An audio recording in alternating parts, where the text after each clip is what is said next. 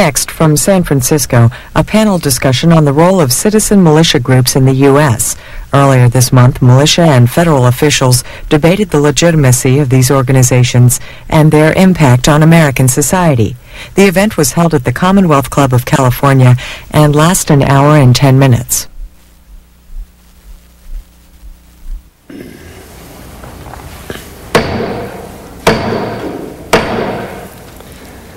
Good afternoon, ladies and gentlemen, and welcome to today's meeting of the Commonwealth Club of California, brought to you from our offices in San Francisco. I am Joe Epstein, President of the Commonwealth Club. And we also welcome the viewers of C-SPAN, as well as the listeners of KALW Radio, who are joining us today. We invite all of you, those present here, as well as those joining us on television and radio, to visit the Commonwealth Club on the internet. You may find out more about our organization by looking us up at commonwealthclub.org. Our program today features a panel of speakers discussing militia movements in America. And in just a moment, you will meet these individuals. But before you do, I would like to take just a minute to introduce our moderator, David Jackson.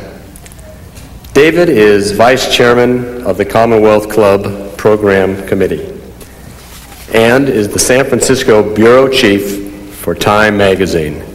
In the past, he has frequently covered this topic for Time and has participated in several cover stories on the subject for his magazine. David will lead the discussion of our guests this evening, and at this time, I will turn over the program to him so that he can introduce our speakers. David Jackson.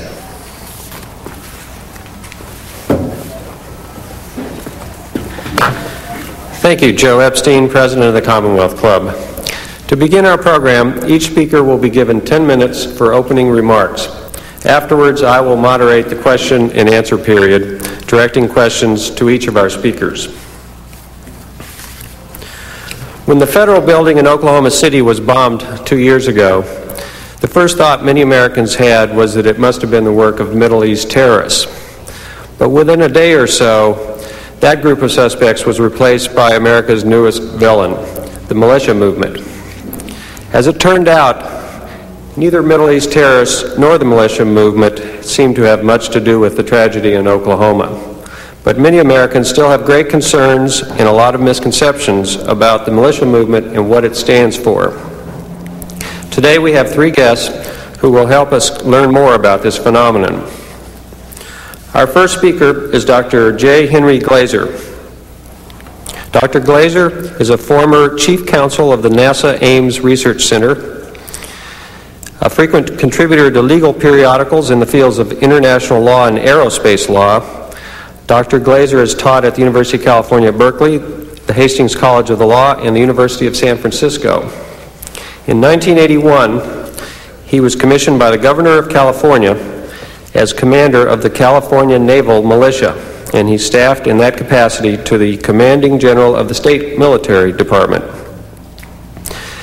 He has been awarded the Exceptional Service Medal of the National Aeronautics and Space Administration and the Medal of Merit from the State of California for distinguished service in reorganizing and subsequently commanding the California Naval Militia. We'll hear first from Dr. Glazer.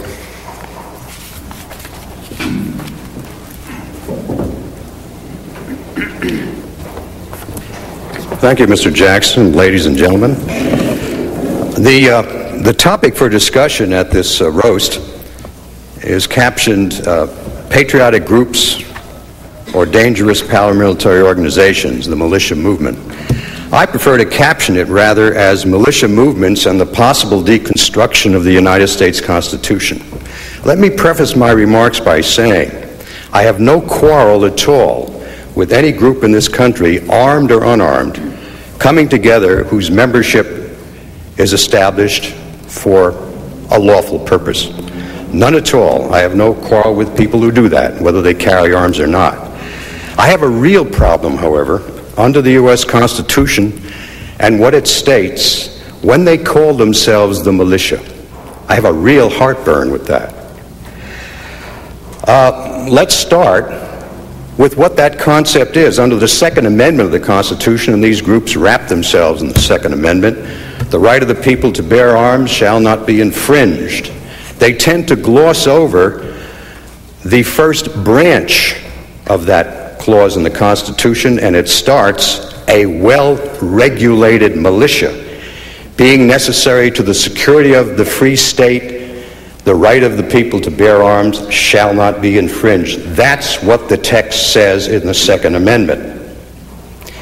Washington's vision at the Constitutional Convention of the militia was something along the following lines. He perceived of the militia in the new republic as a body consisting of the younger members of the community who shall be properly officered and periodically trained under uniform supervision of the more experienced members in the community, the members experienced in arms.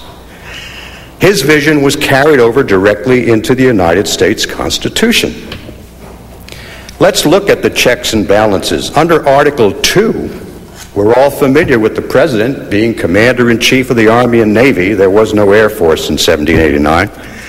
But the article goes on to say, he is also Commander-in-Chief of the militia of the several states of the Union when called into U.S. service, and people forget to read the rest of the article. Checks and balances. Under Article 1 of the Constitution, now understand this. Look at the check and balance in the Constitution. It is only the Congress of the United States which can call the militia into federal service. And it is the Congress which provides the organization, arming, and discipline of the militia of the states. But get this for a check and balance, only the officers of the militia can be appointed by the governor of the state and not the president. Look at the intricate balance that's going on here to prevent excesses. What is the militia of the United States? 10 United States Code 311 defines it. The militia consists of the organized militia. The organized militia, in turn, consists of some outfit with the fancy name called National Guard. That's not the real name. If you look at the State Military and Veterans Code, the real legal name of the National Guard, headquartered in Sacramento, is the militia. It's the Ground and Air Militia. That's the real name. There's another component, both in federal law and in the State Military and Veterans Code, the Ground and Air Militia and the Naval Militia, which I had the privilege of commanding for about 10 years as the 21st Commander. I should also add, we're not the Confederate Army or Navy.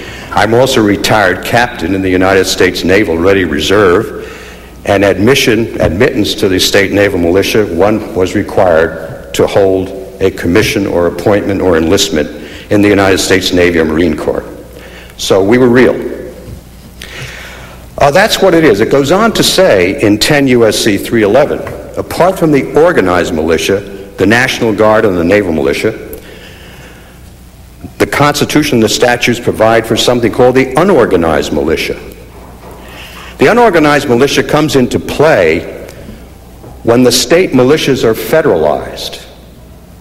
I needn't go into all the examples of that, but basically, if the president, by activity of Congress, calls forth the militia to repel invasion, enforce the laws, etc., the state would be bereft of a military organization.